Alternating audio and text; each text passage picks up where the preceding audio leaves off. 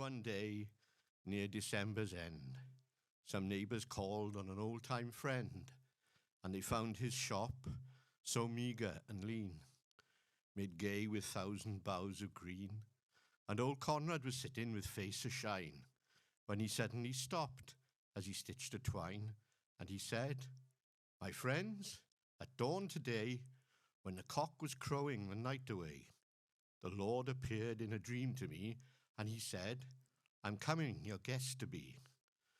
So I've been busy with feet astir, strewing my shop with branches of fern.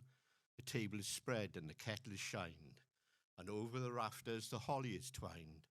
And now I'll wait for my Lord to appear, and listen closely so I will hear his step as he nears my humble place, and I'll open the door and look on his face."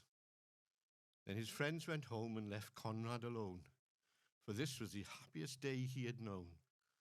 For long since his family had passed away, and Conrad had spent many a sad Christmas day. But he knew with the Lord as his Christmas guest, this Christmas would be the dearest and best. So he listened with only joy in his heart, and with every sound he would rise with a start, and look for the Lord to be at his door, like the vision he had had a few hours before. So he ran to the window after hearing a sound, but all he could see on the snow-covered ground was a shabby beggar whose shoes were torn, and all of his clothes were ragged and worn. But old Conrad was touched, and he went to the door, and he said, "Your feet must be cold and sore. I have some shoes in my shop for you, and I have a coat that'll keep you warmer too." So with grateful heart the man went away. But Conrad noticed the time of day, and he wondered what made the Lord so late, and how much longer he'd have to wait. Then he heard a knock. He ran to the door, but it was only a stranger once more, a bent old lady with a shawl of black and a bundle of kindling piled on her back. But she asked for only a place to rest, a place that was reserved for Conrad's great guest. But her voice seemed to plead, "Don't send me away. Let me rest for a while. It's Christmas Day." So Conrad brewed her a steaming cup and told her to sit at the table and sup.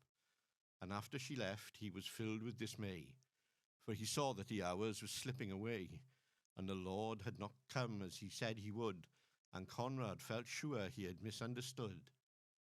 When out of the stillness he heard a cry, "Please help me and tell me, where am I?" So again he opened his friendly door and stood disappointed as twice before. It was only a child who'd wandered away and was lost from her family on Christmas Day. Again Conrad's heart was heavy and sad, but he knew he could make this little girl glad, so he called her in and he wiped her tears and quieted all her childish fears. Then he led her back to her home once more. Then as he entered his own darkened door, he knew the Lord was not coming today, for the hours of Christmas had all passed away. So he went to his room and knelt down to pray, and he said, "Lord, why did you delay? What kept you from coming to call on me? I wanted so much your face to see." Then soft in the silence a voice he heard, "Lift up your head, for I kept my word. 3 times my shadow crossed your floor. 3 times I came to your lonely door. I was the beggar with bruised cold feet. I was the woman you gave something to eat.